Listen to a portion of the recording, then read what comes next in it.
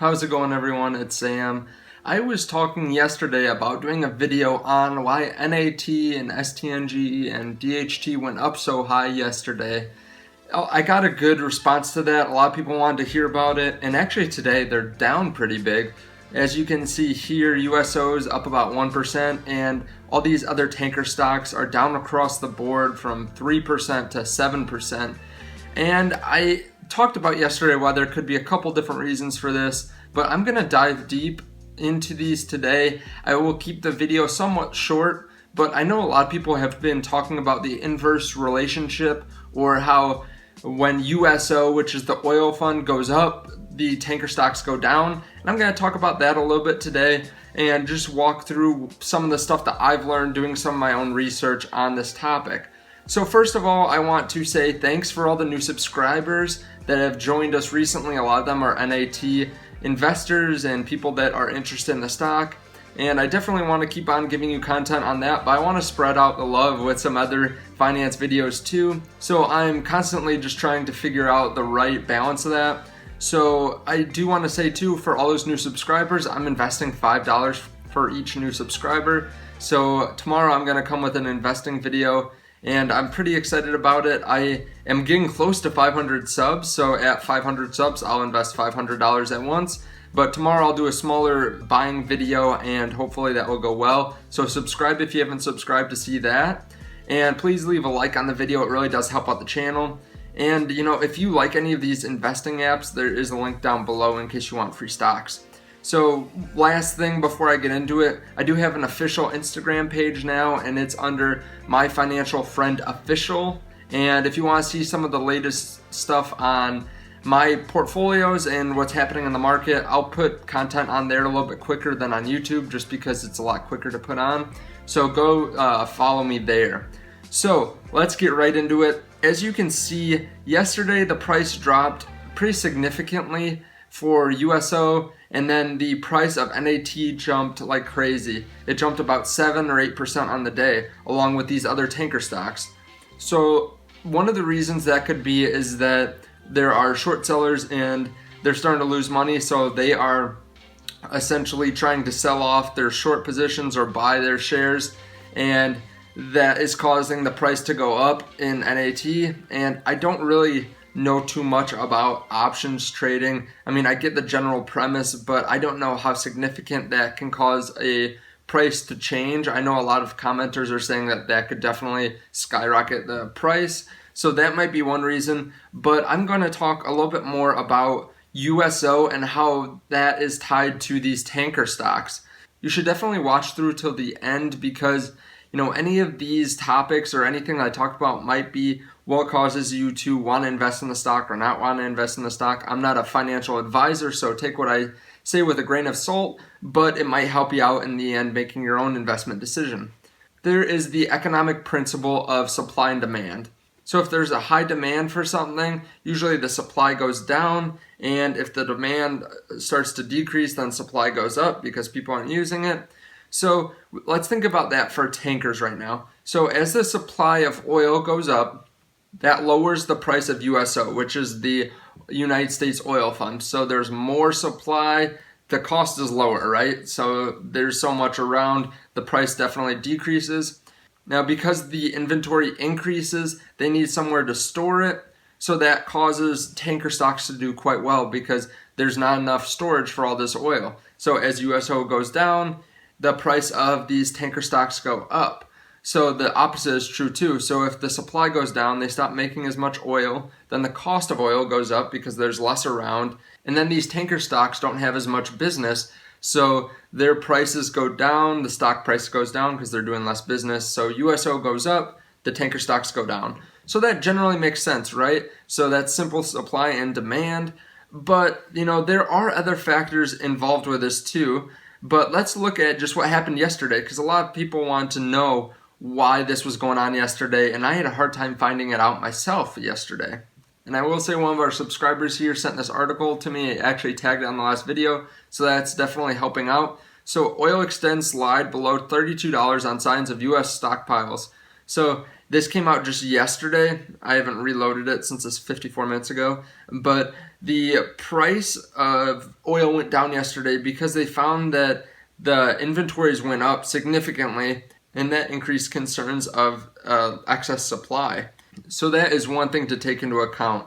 There's also this article about something very similar. It basically says the same thing, but apparently the U.S. crude stockpiles rose by almost 9 million barrels just last week. So that is kind of freaky in the sense that we're gaining a lot more supply, and we need somewhere to store this, which is really good for the tanker stocks. But in addition to that, we also had something that came out that said U.S. oil prices drop over 4% as Russia weighs easing supply cuts in July. So Russia is set to talk with Saudi Arabia in July about their supply of oil, and they're slated to talk about decreasing their supply, but then Russia was talking about maybe not cutting it as much as people had thought. So that increases people's worry that the supply is going to continue to go up. The demand for oil is not going to go up as quickly. So that is why the price dropped in oil and why the stock price for tankers went up significantly yesterday. Now, all of this is well and good, but then comes the question, well, how much are these inversely related? Because tanker stocks and individual stocks in general have other things that are influencing their price. So, what happens with their fleet, what kind of debt do they have, all this kind of stuff really definitely affects their price because not all of these companies are built the same. And I will say that the stock that I talked about last week, which is STNG, has done quite well. They're down today significantly, but they did well, surpassing NAT and DHT recently. So definitely take a look at them if you're interested in investing in a tanker stock. But I want to do something, and don't let me lose you here. I'll make this simple. I looked at, over the last month, the close price of USO and the close price of NAT. So this is the cost at the end of the day of the stock. And then I determined how much it went up and down that day from the previous price. So for example, on the 4th of May, the price went from $18.86 up to $19.67. That was an increase of 4.3%. And I did that with NAT the same way. So what I found was these were inversely related to a point, but they're not a great relationship. So this is a very small sample size, but 10 out of the 17 days, they were inversely related. So USO went up, NAT went down, or USO went down, NAT went up. And, that is over half the days. That's around 60% of the time that they were inversely related. And one of those days was due to a dividend by NAT. But I charted out USO versus NAT. So on the x-axis here, we have the day of the month, so May 1, May 4. And on these other axes, on the y-axis, I have the percent change for that day. So as you can see here, USO is the orange, NAT is the gray. So for the most part, they're inversely related. One goes up, one goes down. But, there are days where they both up, like on the 14th to the 15th, they both went up a little bit. On the 18th to the 19th, they both went down. On the 19th to the 20th, they both went up. So as you can see there, they're not exactly opposite.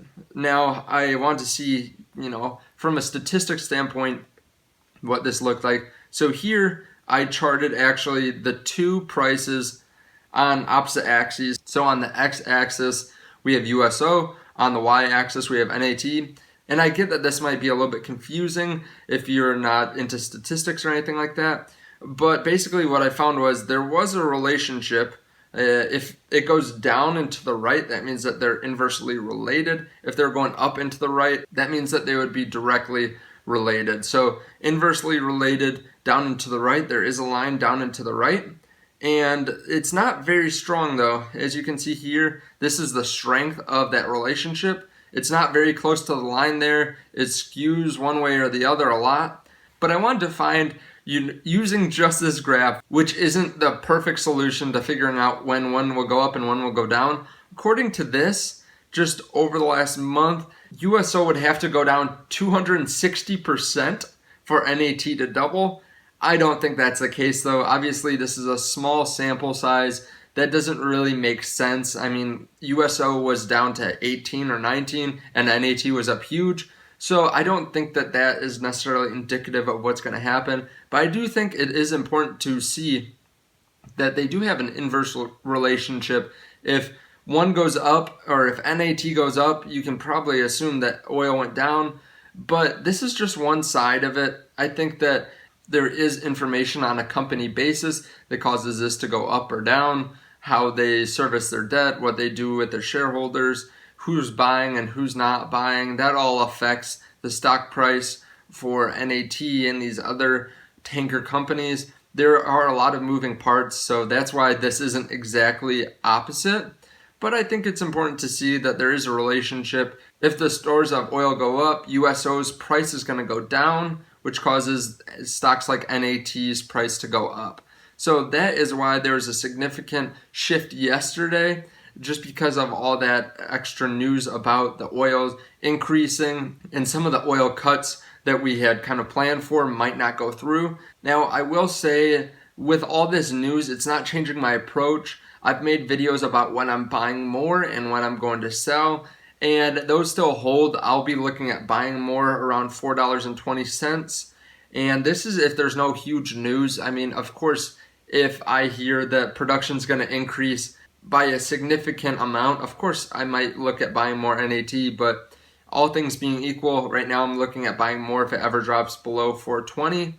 And I will be looking at selling when it's a lot higher. Really, we're not even in the ballpark of when I'd sell it yet, because I think that they're going to make a lot of money for the next year or two. Now, that being said, I don't have enough money in it to really affect me mentally. I know that some of the people in the comments below have said that they've sold or they want to sell just because, mentally they have so much of their investments or their portfolio in NAT specifically that it's causing them to not sleep well, and I don't believe in ever doing that. I think that the reward is not worth the risk at that point. There might be a reason you're not sleeping well because you don't feel comfortable with it.